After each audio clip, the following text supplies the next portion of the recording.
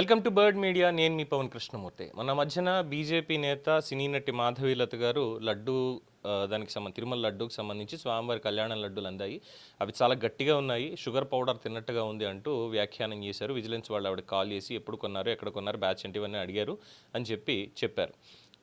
అదయిన తర్వాత ఇవాళ తెలుగుదేశం పార్టీకి సంబంధించినటువంటి కార్యకర్త నవీన్ రెడ్డి అతను వేసినటువంటి ట్వీట్ ప్రస్తుతం వైరల్ అవుతోంది.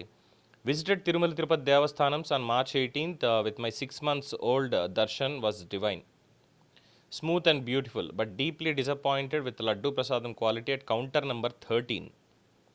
Laddus were hard and had visible fungus like white net formation.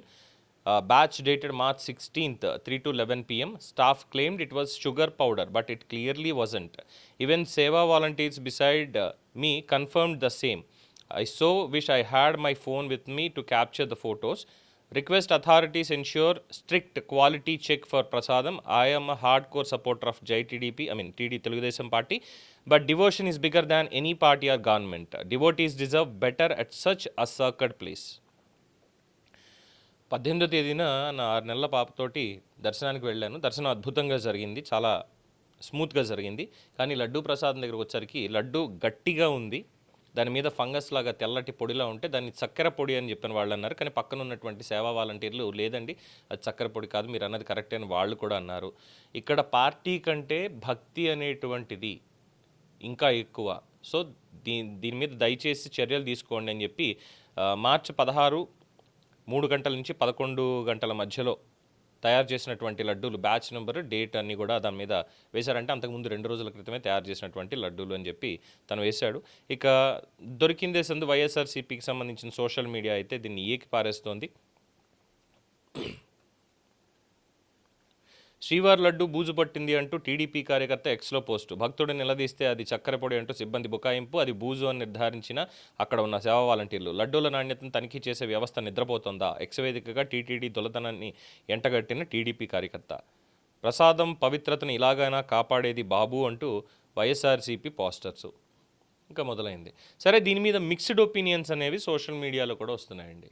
అతను ఎవరైతే ఈ నవీన్ రెడ్డి అనేటువంటి వ్యక్తి పోస్ట్ వేశారో ఆ పోస్ట్కి సంబంధించి కింద ఈవెన్ వైఎస్ఆర్సీపీ వాళ్ళు వేసినటువంటి పోస్ట్కి సంబంధించి కూడా చాలామంది వ్యాఖ్యానించేది ఏంటంటే, నేను కూడా మొన్ననే వెళ్ళొచ్చాను, మరి నాకు వచ్చినటువంటి లడ్డు అయితే ఎటువంటి ఇబ్బంది లేకుండా ఉంది, అదే బ్యాచ్లో నేను కూడా తీసుకున్నాను అని చెప్పి ఇంకొక మిత్రులు ఎవరో దాని మీద కామెంట్ పెట్టారు.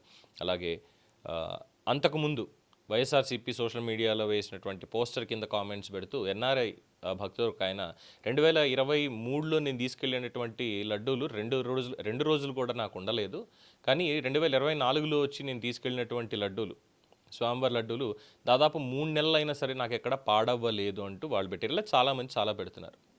మీకు గుర్తుంది కదా, ఆ రోజు లడ్డూ ప్రసాదం మనకు కూడా అందింది, దాదాపు 2 వారాల పైన అయిపోయింది.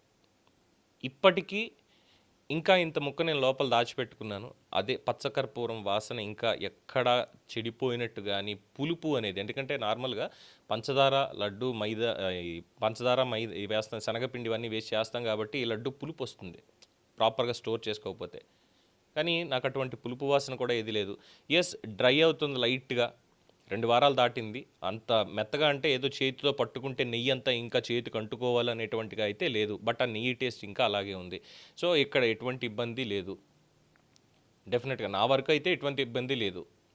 అలాగే ఇంకొంతమంది మిత్రులు వాళ్ళు కూడా చెప్పారు లడ్డులో ఎటువంటిది లేదు అని. బట్ ఇక్కడ ఎందుకు జరిగింది ఏంటి అనేది, తప్పు ఎక్కడ జరిగినా ఎలా జరిగినా తప్పే కాబట్టి దాన్ని తీసుకొచ్చింది తెలుగుదేశం పార్టీ కార్యకర్త అందులోను. సో ఒకసారి ఖచ్చితంగా దృష్టి పెట్టాలి ఎక్కడ లోపం ఉంది. అందులోని కౌంటర్ నెంబర్ చాలా స్పెసిఫిక్గా చెప్తున్నాడు, కౌంటర్ నెంబర్ 13 అని చెప్పి కూడా చెప్పాడు. సో మరి దీని మీద తిరుమల తిరుపతి దేవస్థానం వారు ఎటువంటి చర్యలు తీసుకుంటారో, అలాగే ఎటువంటి ఎక్స్ప్లెనేషన్ ఇస్తారు క్లియర్గా చెప్పాలి. ఎందుకంటే తను కూడా చెప్పినటువంటి మాటే, పార్టీల కంటే భక్తి అనేది ఇంకా ముందుంటుంది. సో స్వామివారి దగ్గర ఖచ్చితమైనటువంటి ప్రమాణాలు పాటించండి అని. దాంట్లో భాగంగానే గత 5 ఏళ్లలో జరిగిన దాన్ని ప్రక్షాళన చేయాలనే ఉద్దేశంతో 77 లక్షల రూపాయలతోటి అత్యాధునికమైనటువంటి లాబొరేటరీని ఇవాళ ప్రారంభోత్సవం చేశారు ముఖ్యమంత్రి చంద్రబాబు నాయుడు గారు. బట్ ఈ విషయాన్ని కూడా కాస్త పరిగణలోకి తీసుకొని దీని మీద కూడా చర్యలు తీసుకోవాలి, అక్కడ ఎవరిదైనా నిర్లక్ష్యం ఉందా లేదు ఏం జరిగింది అనేటువంటి దాని మీద కూడా ఎక్స్ప్లెనేషన్ ఇస్తే బాగుంటుంది. ఇంకా ముందు ముందు తప్పుడు ప్రచారాలు పెరిగే అవకాశం ఉంటుంది కాబట్టి చూద్దాం ప్రభుత్వం అలాగే తిరుమల తిరుపతి దేవస్థానం వారు దీనికి సంబంధించి ఏం చెప్తారో అనేది. దీని మీద మీ అభిప్రాయం తెలియచేయండి. చూస్తూనే ఉండండి ది బర్డ్ మీడియా.